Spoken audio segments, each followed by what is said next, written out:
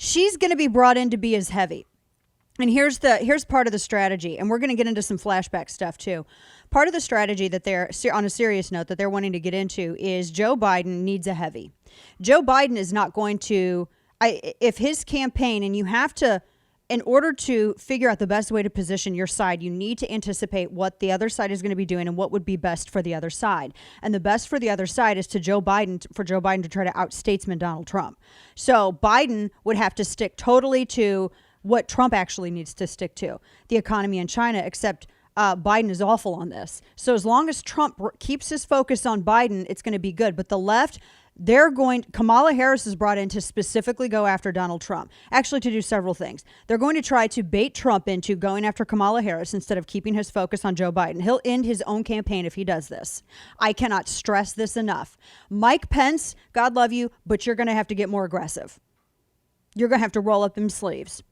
I feel like that scene, and I say this rhetorically speaking, that one scene in, what is it, the Kate Beckinsale vampire movie, where they were at the very end of it, and the guy, Bill Nighy, who's Nighy, please, who was like, he was the Underworld. It was the first, yes, thank you, I just thought of it. So the first version of Underworld, after Lucian and is back there, and he's arguing with some of the vampires, and he tells some of these vampires who are trying to stage this coup d'etat, you honestly thought you were going to get in this and not have to bleed? So rhetorically speaking, it's time to roll up the sleeves. You got to be more aggressive, because otherwise you're going to look, I'm going to try to say this gently. I'm just telling you how optics are going to work. Mike Pence will look outdated like Joe Biden does.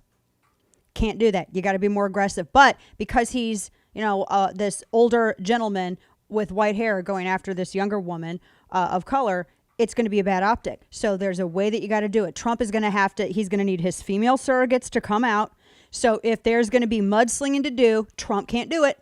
He can speak up certain times and I think give tone and direction, and every now and then throw some punches. But again, this is not about winning a fight. It's about winning the overall war. It's not about a specific battle. It's about winning the war. Every single thing from here on out needs to be thought of as what gets me closer to that goal. What gets me closer to those electoral votes? What gets me closer to keeping the Senate? What gets me closer to flipping the House? What gets me closer to maintaining the control of the White House? Everything needs to be judged by that. And if anything does not aid those things that I just said, it is stupid to do.